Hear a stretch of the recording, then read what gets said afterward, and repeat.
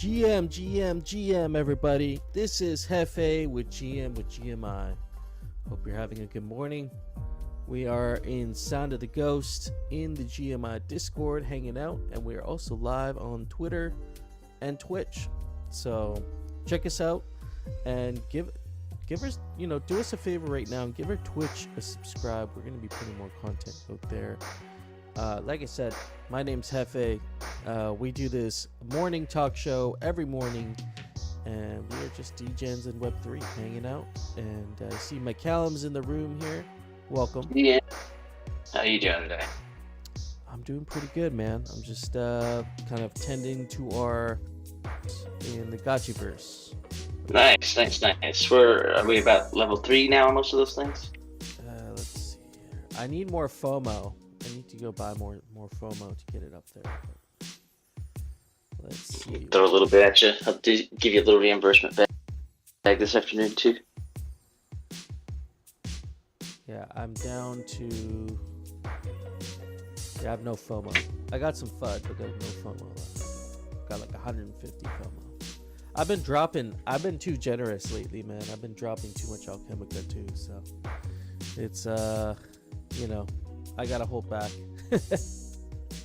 Man, I have to.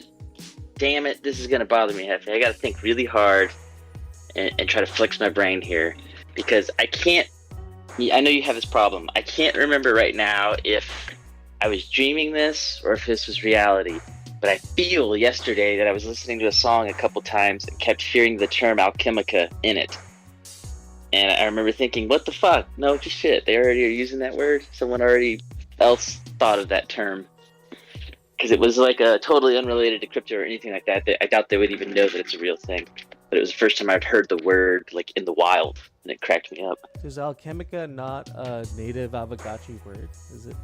I thought it was, but I think someone may be playing in their head too, because, alchemy is not a very far stretch to Alchemica.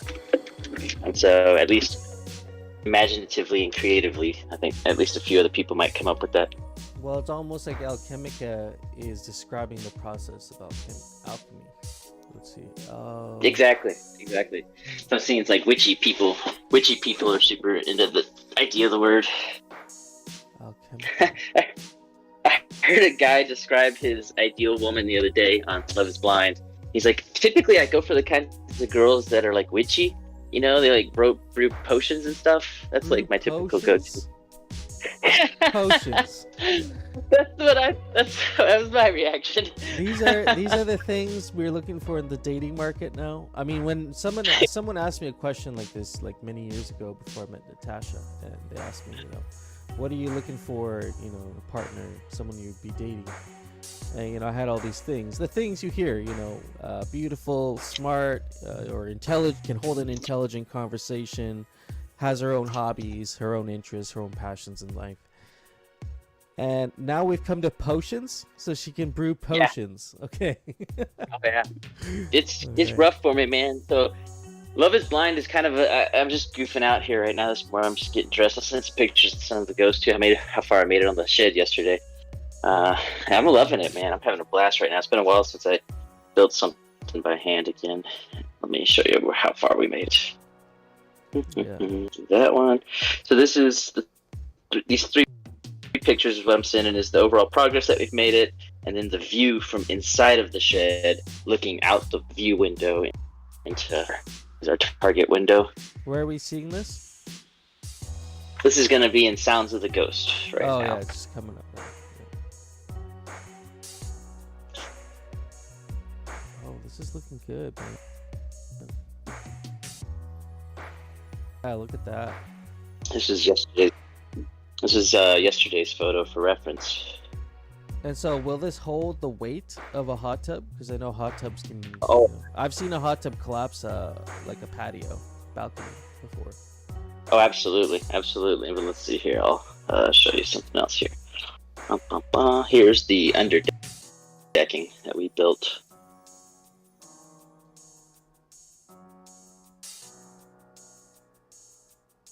So was your wife helping you with this, or was this all kind of your project? Yeah, it's my responsibility for the design and what we need to do, but she's available as labor help.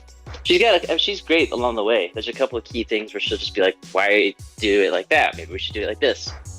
And it's a dangerous game to play because 90% of those solicitations receive smacks, right? And it's like, no, that's not how I'm doing it. I don't buy into any of those, man. I'm like, no, I'm the professional here. You're labor help. Absolutely, we're gonna go with this plan.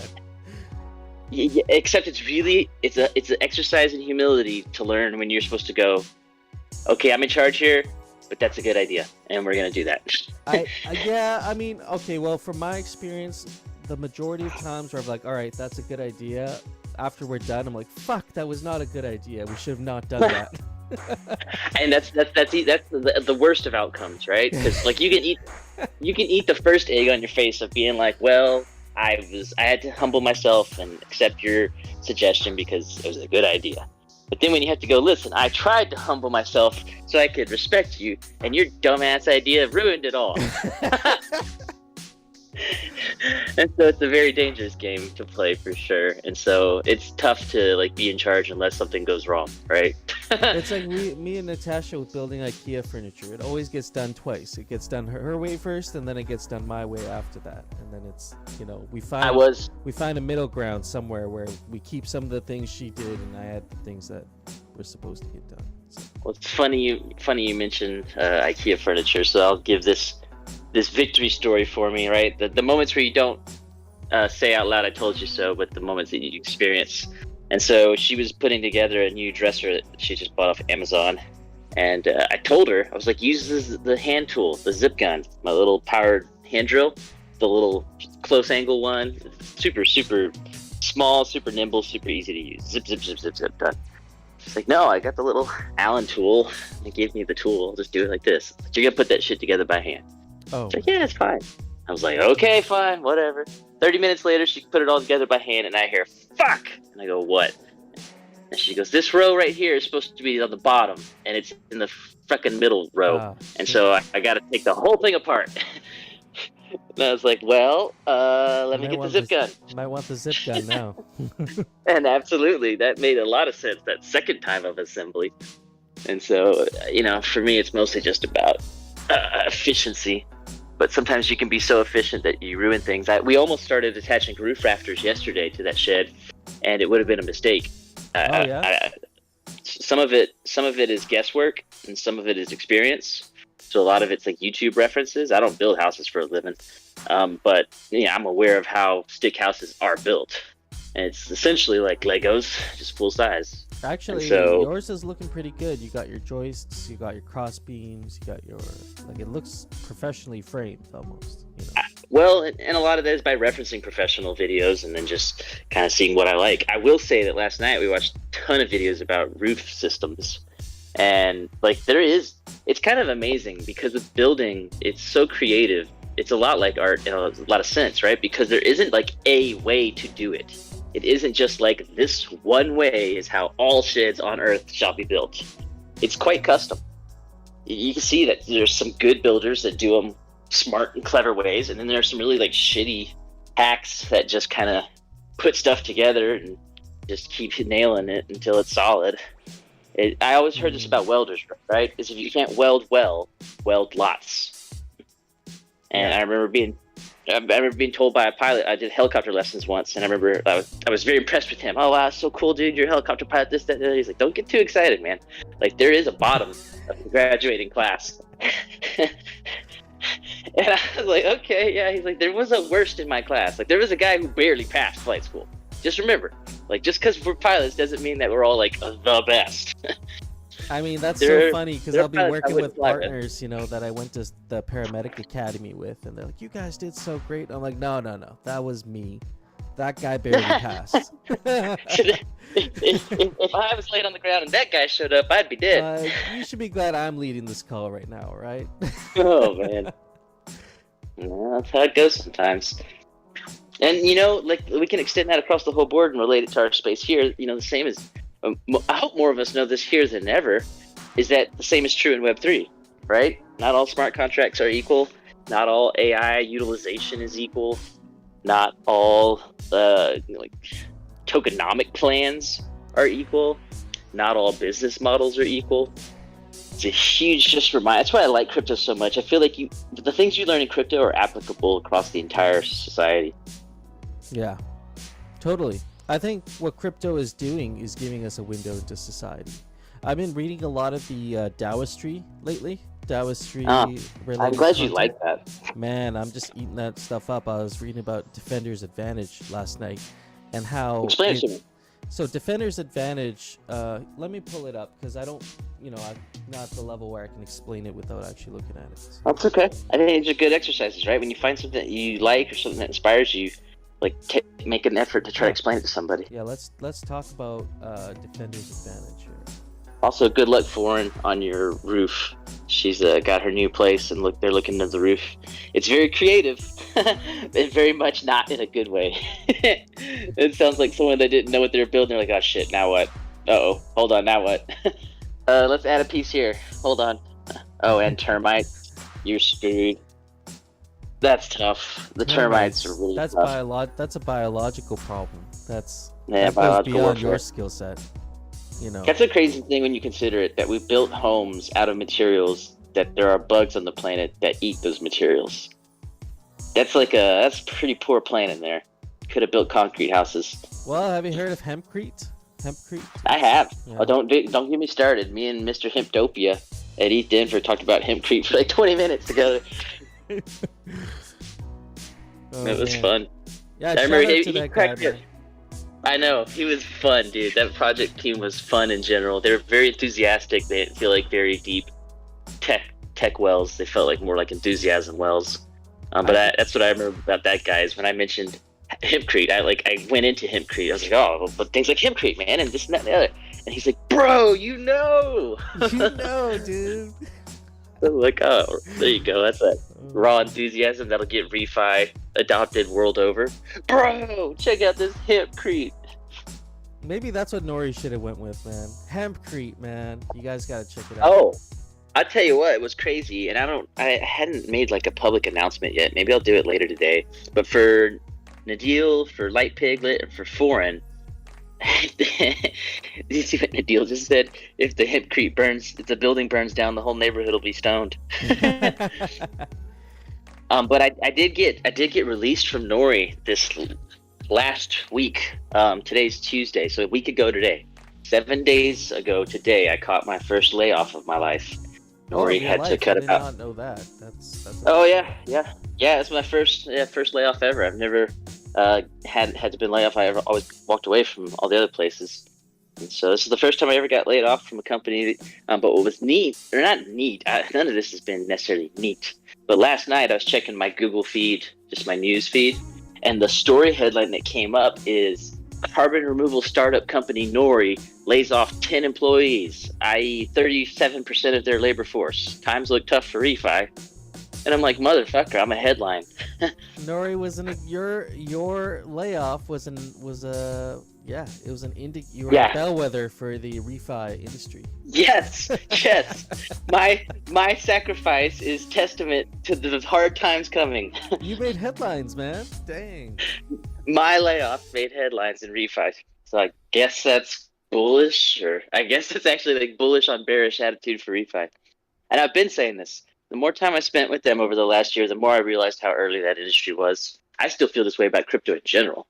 Like even Light Piglet was dropping some cool alpha about Chainlink and about how the tokenomics might be having different pressures applied to them soon, with the nodes no longer being subsidized and the low latency oracles no longer being subsidized. Like you and I might just be going through the era where like Chainlink is finally becoming viable and relevant. And so it's like, if it takes this long for them to become to that stage, like who are we kidding thinking that Nori was about to like pull this out and launch to the moon? Actually, they're like years away from viability. Chainlink's journey and Nori's journey could be very similar in that sense, where it takes a really long time to develop those network effects, like a very long time. Chainlink's been in the game for almost 5 years now, 6 years. So, it's and they've had to hunt for capital. That's been their primary mission for the last couple of years, is to get their business onboarded. too. Yeah. I There wasn't a project that I've personally been involved with on the independent team side. Like if I was involved with a mod team or anything, you always end up with a solicitation from Chainlink. Like every project gets tapped by Chainlink. Hey, what's up? I'm Mike from Chainlink. Do you want to have a talk? Hey, I'm Steve from Chainlink. Hey, I'm Kobe from Chainlink. Like there's always somebody in your box from Chainlink that wants to talk about how maybe they could help you. And so they're very aggressive in a good way. Like they put themselves into every conversation out there. And I keep reminding myself, there's two things I think about a lot, which is game development timelines, right? And like what is it, Slay the Spire, which is a really fun game. It's very popular, but it's very light. It's all single player. It's a very monotonous campaign and mechanics. And I remember that I looked it up, and it took them like 4 years to develop that thing. And I'm like, it wasn't a single man team. This was like a team, and it took them a long time. And then I think about Sir Richard Branson in Virgin Orbit, right? Because Virgin had done really well, and Virgin Atlantic took off, and they have, a multi-million-dollar, probably multi-billion-dollar communications company. And they just folded the door on Virgin Orbit after 5 years of operation. It's like down 90%. It's not showing revenue, and they just shuttered it. And I can't imagine, like, it's tough to get laid off. I get that, but at least the company itself is still open. And so I can't imagine what it's like to be working at a company for 5 years, put blood, sweat, and tears into it, and then literally it fails. It closes. And so it's just a reminder that like just effort alone does not guarantee success. Just because you love something doesn't mean it's going to live. But going back to the tenacity, like you say, with Chainlink and what they do, is they know their product is so superior to everything else in their space. It's so good that by not shilling it to every player in the space, they're actually doing them a disservice, because it's like, our thing can fix all your problems. You just got to adopt it and use it. And so we're going to keep knocking on your door because you guys don't even realize how good this shit is till you start using it, you know. That's true. Till you lose hundreds of millions of dollars and you're like, well, we shouldn't have made our own Oracle. We should have just used Chainlink. That's also happened. That happened exactly with MakerDie, actually. Yeah. MakerDie was like, fuck Chainlink. We got our own Oracle, made a whole article. There's a whole like marketing push behind it. And then 3 months later, there was a Oracle manipulation. Yeah, exactly. And they lost a bunch of money, right? And then you see Chainlink God come out, right? And he's like, yeah, see, well, here we go, Chainlink, right? Get on it. Do you feel like Chainlink is a centralized data aggregator?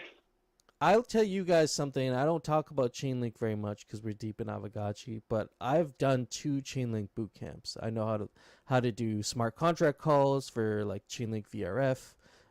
I know how to use Chainlink like on chain, and how to like write smart contracts. Not write smart contracts, but to look at a smart contract and say, hey, we can do a VRF call with this thing.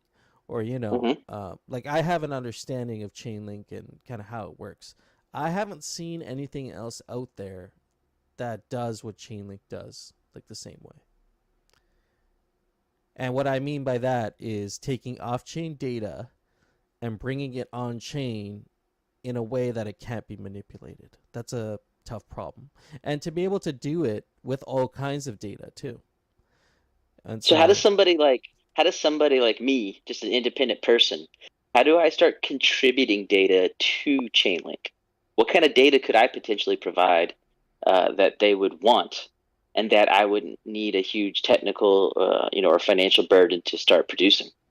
Well, I mean, in terms of economic output, Chainlink is going to be able to provide economic output in the sense of aggregating fees. And so whenever you're doing a VRF call, you're using a Chainlink service, you are a company like MakerDie, or an organization like MakerDie that's using a Chainlink Oracle, you're going to be paying fees to those oracles to do all these functions. Those fees get aggregated and they get put back into the pockets of Chainlink stakers. So Chainlink they have launched staking, but the staking just went live recently, and they have a cap on how much Chainlink you can actually stake. So is it capped already or no? Yeah, or is it individually capped, or is it a network cap? The network cap. So the pool is full right now. So you gotta just wait. The pool is full. Yeah, they're gonna add tranches of staking that you can add your link to over time. So For a total rookie, this is probably the easiest way to get involved is try to get some link and try to get it staked.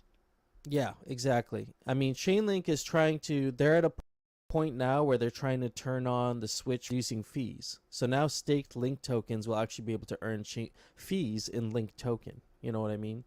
And so Mm-hmm, mm-hmm. now there's an economic incentive to actually hold Chainlink tokens, whereas before there wasn't. Before Does it it was a subsidy. You know, if does you Chainlink operate on a DAO model? Like, do link holders vote in governance and create proposals? no, there's no DAO as far as I know, and that's where the accusation I of love it. centralization comes in, right? That's where I'm they, all right with that. yeah, but that okay, wait, that's a great way, that's a great point to circle back around to Defender's advantage because this is exactly what Chainlink's taking advantage of. So Perfect. Okay. in 2016, Vitalik Buterin, founder of Ethereum, shared new models for collaboration and advice for what we know as DAOs. His concept was built on the Defender's advantage, which is a well known advantage in game theory and cryptography. And so basically, the Defender's advantage is basically the cost to attack a network. And they actually talk about Chainlink here a little bit. Okay. So talk about denial of service, sender versus receiver advantage. Here, right here. Modern proof of stake blockchains designed for Defender's advantage as well. They must ensure the cost for bribing the miners is never worth it. So Chainlink V2 white paper explains how they've done this. So Chainlink's blockchain provides us with data, and often that data is used to make decisions for much larger sums of money than the Chainlink network earns. For example, a smart contract relies on Chainlink for the price of gold. It might only pay Chainlink a few dollars for real-time price, and use that, and that information would be used to transact millions. And so it Right. makes sense for Okay. an attacker in that sense to bribe the node to give false information so that they Yep. can manipulate the price, allowing the attacker to buy gold under market price. So it would be like an Got it. economic attack. Okay. So the defender's advantage is each Chainlink data provider needs to stake their own money to provide data services and earn fees. But if one provider thinks another is corrupt, they can call it out and take the stake of that attacker. Right? Slashing. Okay. Mm-hmm. So now the briber needs to bribe every data provider. They can't just bribe the one data provider. They got to bribe Okay. all of the ones to actually Because be able to. if one data provider looks fishy and I'm a provider and I see it, I could potentially call it out and I could snatch their slash. Yes, but not So there's only a policing element. but not only that, there's a super linear staking impact as well. And so the adversary must actually have quadratically more resources to actually attack the network because with each staked link, the cost to attack the network goes up quadratically. So in the end, the larger the network, basically the larger the network, the more expensive it becomes to attack the network, but also the cheaper it becomes to use the network. That's really intriguing. It's That's very really interesting. intriguing because so the first thought that thank you for sharing that and thank you for doing your homework and research on this stuff. So the first thing that comes to my mind is something like Cheetah or Curve, because I feel like Cheetah did not employ the defender's advantage. I feel like Cheetah as an entity was vulnerable to cost-effective bribing. You definitely earned more from your bribe work than the bribes typically cost you. And so that feels like that is indeed a vulnerable network then, correct? Yeah, absolutely. But I do Okay. think I think Qidao is using a Chainlink Oracle now. I could be wrong, but I thought I read that a couple months ago. They do explicitly use it for like the pricing of the assets that they have vaults for sure. Yeah. But and it's a little bit different because it's not so much like you'd be bribing a data node provider with Cheetah. What you're doing at Cheetah is you're explicitly bribing people's governance. Yeah. Literally, you're just trying to buy their vote so they vote on the gauge that you're heavy in. So that way, Bitcoin gets all the directed fees from Cheetah, where the ETH vault gets all the directed fees. Yeah. And so those ETH whales discovered that it cost them, that they earned more by paying out to the Bitcoin holders and the Ghost holders and all the other holders to get them to vote on their vaults. And so I guess that the economic incentives weren't aligned? Or is there an example where that competitive bribing is also healthy? Yeah, well, I mean, so I'll just say the defender's advantage is kind of fundamental to even cryptography because if you look at, like your blockchain wallet, it makes it very light for your computer to encrypt something with on the blockchain for you to actually make a transaction. But it's almost impossible at this point for an attacker to decrypt those transactions, even if they had a building full of computers. That's because there's an asymmetrical advantage for the defender of the message. That's the Right. defender's advantage, right? You're Yeah. defending Okay. the message through the blockchain. Mm-hmm. Mm-hmm. Uh, and so basically, you're protecting the safety and liveliness of complex systems of coordination collaboration. So this can apply to DAOs as well, right? Because we're talking about blockchains, but DAOs are built on blockchains. And Right. so going Exactly. back to your point, there is an It's example not just here. about data nodes. It can be Yeah. about governance or anything. Yeah. So we're talking about defending against internal threats here. So it's not about all about bribes or antagonistic intentions. You know, it says here, Vitalik explains it's also a mistake to assume behavior stems from rational incentives. So Mm, economics aren't everything. You know, individual actors may be motivated by extra protocol motives. They may get hacked, they may get kidnapped, or sure. drunk, or something. Uh, Angry, exactly. scorned. hmm Mm-hmm. So now it talks about whales. Whales have their own agendas too. Some whales participate in private groups that coordinate price manipulation. This isn't always the direct collusion either. It happens more often, more naturally by signaling to each other through their behaviors. Okay, X wallet bought a That's a fine million. line. Oh shit, I always buy a million when he buys a million, and we always make money. Exactly. Yeah, Uh, it's copy trading. Copy trading exactly. can be massive. Uh-huh. So it happens more naturally than people think. Whales tend to buy and sell in groups and signal intention of each other through their participation and even participation in governance. Oh, hey, that guy didn't vote. Well, it must not be that important then. You know? I practice those mentalities for Yeah, sure. I we all have those do. thoughts all the time. Mm-hmm. So here, even more transparency doesn't help since they can still collude implicitly out in the open. So it's talking Mm-hmm. about this defender's advantage and how it can actually be useful within DAOs. And basically, this is a long article, but what it comes down to is increased transparency not doesn't necessarily uh, create a defender's advantage. In fact, it actually reduces your Might make defender's more advantage because you're lets giving out lets you know free what the plan is. yeah, you're giving out free information and allowing people to take that information and use it against you. Sure, it's like when the news reporters are watching the SWAT team outside the building. Yeah, so more transparency actually favors centralized cartels.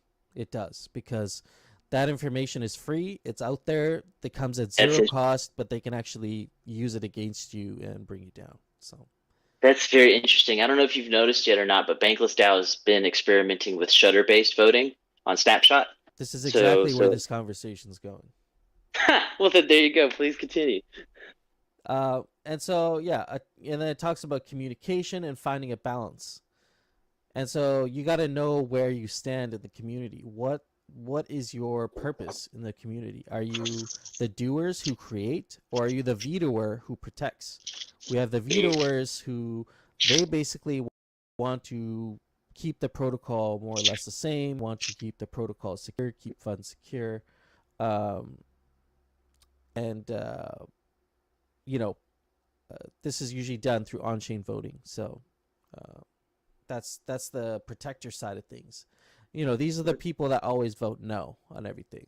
They're protecting what they think is the best interest of the protocol, which sometimes makes sense, other times it doesn't make sense. Then you have the creators who actually they're bringing something out of nothing, right? This happens in DAOs. You're creating something out of nothing. But they need complete control over their own scope and communication. So they shouldn't have to be transparent with people. Because that's their defender's advantage. If they're open and transparent about everything they're creating, they lose their defender's advantage. Absolutely, absolutely. Mm-hmm. So this is this is referring to like sub DAOs or like you say token gated squads or like a lighter gate joining in the collaboration. You know, Interesting. multi sig rights, that sort of thing. So yeah, this is really interesting. I didn't cover all the details in here, but it really just talks about how to defend your DAO against internal threats and how to prevent collusion within the DAO. And it actually makes an interesting case that oftentimes the people that are that have the highest affinity towards how did it word it? I don't want to misrepresent what this was saying. I can't find it now. But Misrepresented lightly. yeah, no, yeah, exactly. But let me see if I can find it. Autonomy. Well, that's super interesting in Here, general too, Hefe, while you're looking it's for that. important to Okay, have good. both layers of defense: economic incentives to discourage centralized cartels from acting anti-socially, and anti-centralization incentives to discourage cartels from forming in the first place. So you want Oh yeah, subguilds no to shit. form, you Yeah, want just gated perfectly communities to form, but you governance. don't That's want a all. cartel to form, you know, Yeah, that's easy said. right? But it's going to happen Yeah, yeah, anyway. yeah. I mean, this is the balance. That's the beauty, right? Every organization has a scale, right? Every organization. It could be a team of 4 people just in a social circumstance, and there could be one tyrant in that group, and the other 3 always just do what that guy says because that's just the arrangement of this little team. Every single organization out there has a balance structure to it. I was watching a lady yesterday doing her rock balancing out in Nordic land, and it was just a reminder. I'm a big believer in balance. I'm a Libra, and so the scales are my sign, and so that's why we have the conversations we do about my approach to life in general. Is there isn't any one perfect way. There are no silver bullets. Everything is nuanced. Everything has black and white in it. Yeah, totally. It's a yin and yang, and it's yeah, totally. It's a yin and yang kind of approach. It's not all one or the other. Not all transparency is equal. It says here too, which I totally agree. That's a crazy That's thing to funny. hear, This is but what I was completely referring to agree. earlier. A regular example is weekly coordination meetings and open chat channels for project teams. Every week, those same meetings and chat conversations are slowed down by new joiners who have their own opinions. The effect starts to resemble a flash mob or denial of service attack. The channel gets too noisy for the important messages to get seen. So That's I think intriguing. we're starting to see this in Aavegotchi DAO, where we are having a lot more people becoming active in governance, which is great. I think we're going to see that continue. We're going to see more people getting active in the governance side of things. But they're But not all smart. exactly at the same time, a lot of their opinions aren't really backed by anything. Mature. It's just Yeah, an they're kind of opinion. half baked. And so what that does is it creates a lot of noise, but not a lot of signal. And the signal gets drowned out. And then you have a DAO that essentially has just become a flash mob and nothing gets done. And so That's interesting. that defender's advantage has to remain within a DAO where you have core contributors, core community members, you have task forces forming, you have guilds forming. Those need to continue happening because those gated communities are what create this defender's advantage in the DAO. You know, So it's like veterans, but not cartels. like an example of a cartel forming in the DAO would be like the DAO executive team. As much as that sounded like a good idea, that is literally the example of a cartel that's referring to here. I You know, would take it a step further. I think the best example of a cartel that we currently have is indeed the Vault, yeah, a Gotchi Vault is a cartel. They are definitely, because yeah, there's no influence from our protocol outward to them. Like we can't influence them for shit, but they have huge influence over us. yes, And absolutely. that's definitely a vulnerability in terms of protocols is integrity, Yeah, which but Can we I could is chime in actually, real quick? yeah, Can I yeah, chime in please real do. quick?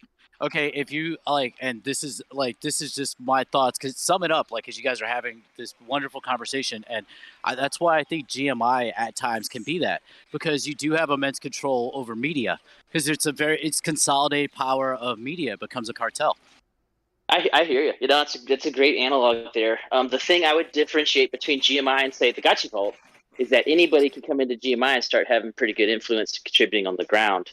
With the Gotchi Vault, the VLT is kind of already a secured asset. It'd be really hard for somebody to, because your voice doesn't matter in the Gotchi Vault. It's only your VLT. So at least for us, we're a little less dangerous, I think, because we're mostly just influence. We don't have a lot of dollar backing. well, But and you I and I like, But have the talked about the what value a, of what a, our social influence. yeah, It's because definitely real. it's real. There's a lot there's a lot of social influence here. So if you think of it as a pie chart, right?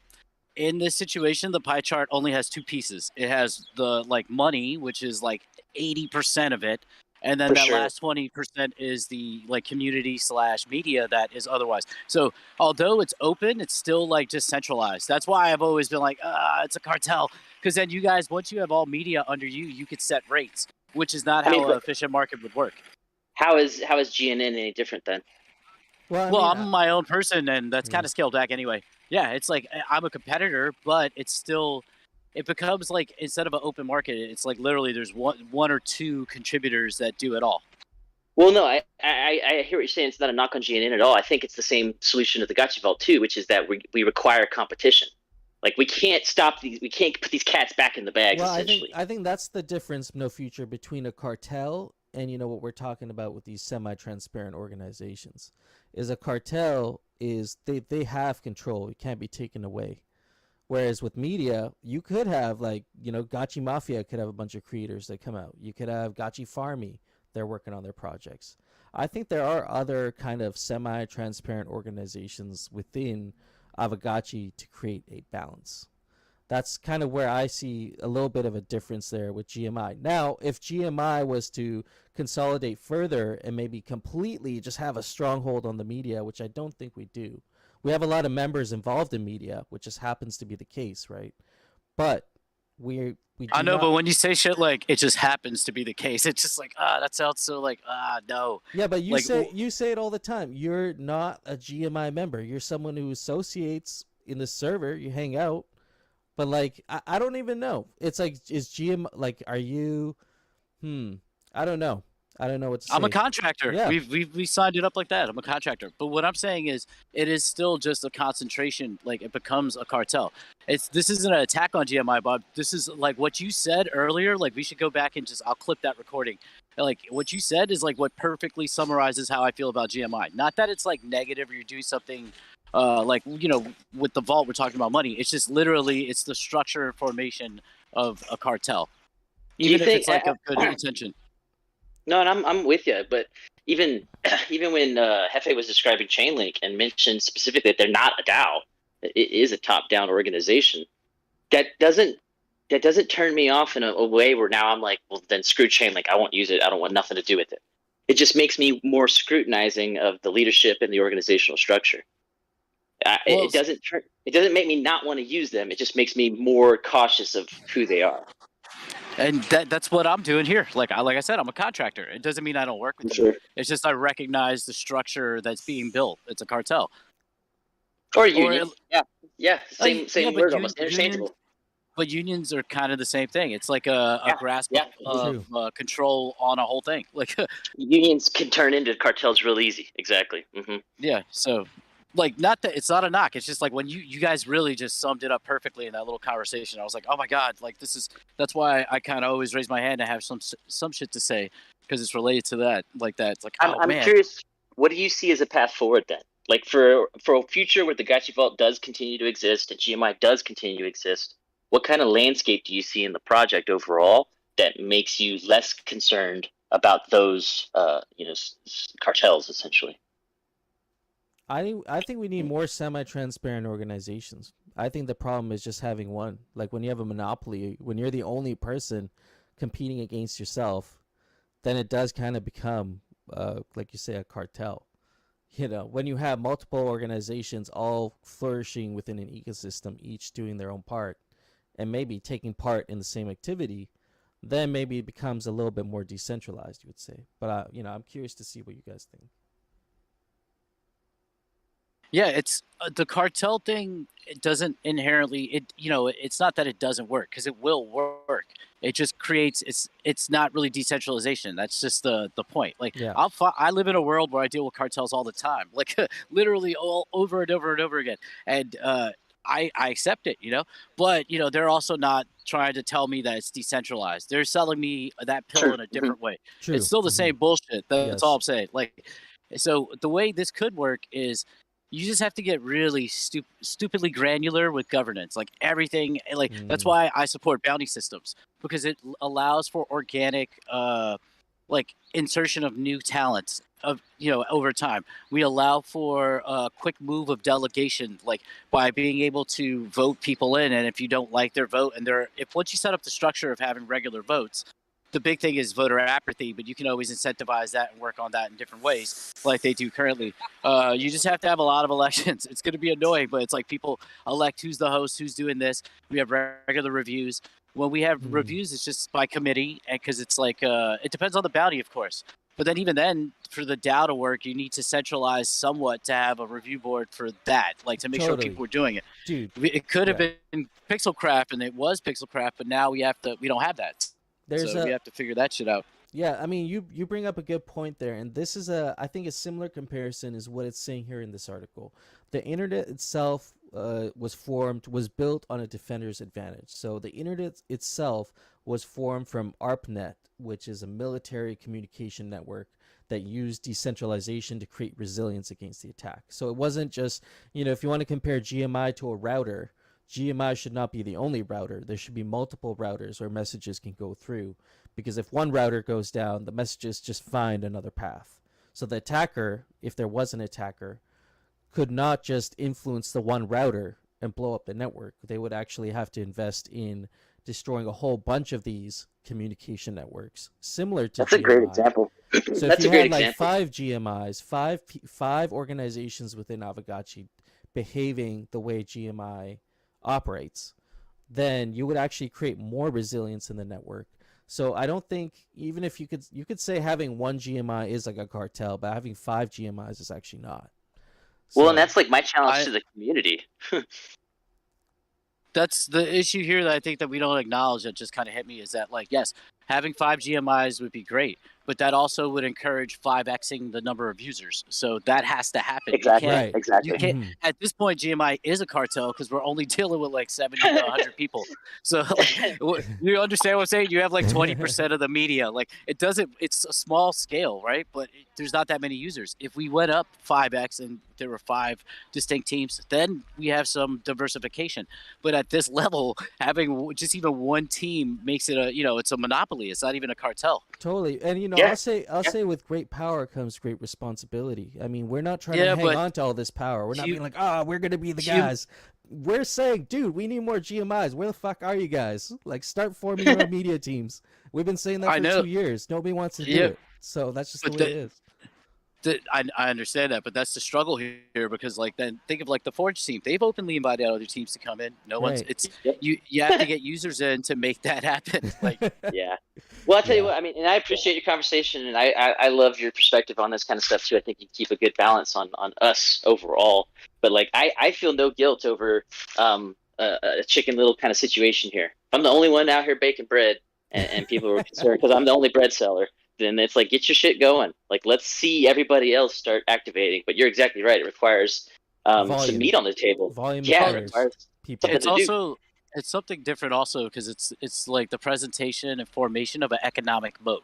So this is a marketplace that, like I said, there's not enough users. So it's like going to a small town in the middle of Ohio, and there's one cable provider. Another company could come in and be a competing cable provider, but then both companies are losing money. So eventually one team is going to have to quit, and it's just an economic moat to whoever's in there. So it's never like, rotation is going to be limited because the user base is limited. There's not enough money to support 2, 3, 4, 5 endeavors at that scale. So it creates this block. Yeah. Well, and at least from my specific perspective, I'm partial and biased to GMI. And so if other competition starts to rise, I'm going to be very scoping of who they are and what they're doing, and how are they competing against us? What can we do to be competitive against them? I'm not going to sit back and just watch it all get destroyed. That's healthy. Exactly. But I mean, that's why Ferraris and Lamborghinis are some of the best supercars in the world, is because the two have competed against each other for 60 years, and they've been able to one-up each other and make a better product every time. Like, we are right there. Like, it would be really fun to have some media organization to compete against. See what they cover this week. See what we cover this week. Totally. See what interviews they got. What interviews we got. What events did we put on? What events did they put on? Like, we're very close to that time. See, I'd like to see the formation, because, like I said, I approach this as a freelancer. Like, I could just do a freelance producer, because I can do the whole process. So having competition is healthy for me, because that means there's competing rates. So that's like also competing work. Yeah. So it's like, I'm rooting for that. It's like, that's why I said, I work with you guys. You're the only game in town other than me trying to do my own thing. So it's like it's Well, that's always how good. I would be nervous if another organization shows up that's got more of your attention.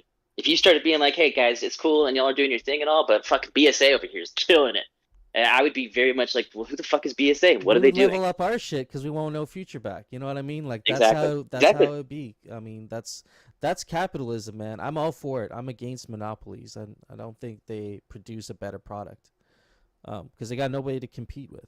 So I do want to make a. yeah, I just want to read out this comment here from Light Piglet in the chat too. Is just again black and white, right? Everything's yin and yang. So he's like definitely. literally putting the definition of the cartel. Cartel is a coalition or cooperative arrangement between political parties intended to promote a mutual interest. GMI is definitely a cartel. And it's funny, it says that here. It's like the people most likely to form cartels are the ones who are, encouraging collaboration. So it's Hmm. like it is what it is. Well, it's In actually even more definition, ironic that yeah. the drug lords have taken it because they're like, "Are you kidding? This is the best structure. We run a drug co-op." This is the best governance structure, and we're like Dows could work like that, right? No, but oil companies do it. Aluminum, like the aluminum. There's Oh a yeah, whole heavy bunch. trade. Yeah, and what ends up happening, mutual interest is price manipulation, which is manipulating the market. Like a Yes, cartel's mutual interest is to be able to control a market. yes. Absolutely. No, Yes. absolutely. Hmm. So that's like there is like a negative connotation to it because a free market would be, It's which free. yeah, just it depends on if you think a free market is like efficient, but that's a whole other fucking thing. I mean, I'm with you. I personally do. I got a little more capitalism and free market in me than not. Decentralization, the smokescreen said it earlier, decentralization is a little bit of an overrated word. I don't think that that is a requirement for success. I think that you can have good leaders, you can have good organizations. Yeah, OPEC is indeed a great example of a price fixed cartel, right? And to the benefit of the members, hell yeah. To the chagrin of everybody else in the market, absolutely. And so, yeah, sometimes it can get big enough to where how does somebody break into the OPEC market? That's not really That ain't financially happening. viable at this point. Yeah. Exactly. And so there is a runaway point for sure. But that's I think we're there now, at least for this project. This is the time for people to put themselves together and organize. So you either join the organization that's existing or you create a new one. Yeah, absolutely. Well, on that note, I think we had a really great conversation here today. Went down some rabbit holes. Thank you for y'all sharing your insights, making this conversation even better. And yeah, I love these GM with GMI sessions because you never know where it's gonna go. But You guys, nothing but smart cookies in this room, man. It's absolutely, really great friends in here. got some big brains. I appreciate y'all coming to hang out with us this morning. And hope y'all have a good day. No future, you're in New York, right? You're getting ready for NFT NYC here pretty soon. So Yeah, I'm actually sitting by the Flatiron building. I'm gonna go get a haircut, and then I got to go to the gym, and then I'm meeting up with Renani, and we're just gonna do it. I've started signing up for events and stuff. So if you're Gotchi gang and you're out here, let me know. I'm gonna be moving around, but it's gonna be it'll be interesting. Hefe, make sure you get a tweet out today on the 420 upcoming because you got some stuff that you built for that. So let's make that's sure we right. push that this week too. Yeah, I'll start promoting it now. And then I should I'll reach out to the Hemtopia guy. We were talking about him this morning because Oh yeah, yeah, we should have yeah. him on our show if we can. He may as well. Absolutely, he'd be easy to bring on. Yeah, he Yep. he likes that stuff. I bet that's no problem there. Yep. All right, friends, that's a good morning. I'm gonna hopefully finish this shed today. I'll have pictures for y'all tomorrow. All right. Good stuff, Hefe. Keep reading on Dowistry, man. Great work. I'm glad you're enjoying that. That's good conversations lead from that. Well, I might turn this into a tweet today and get a thread out later or tomorrow or whatever. Just try and get some of this information out. I think it's really good information to especially for us tapped into the space. But I'm gonna unplug here. Thank you for hanging out with GM with GMI.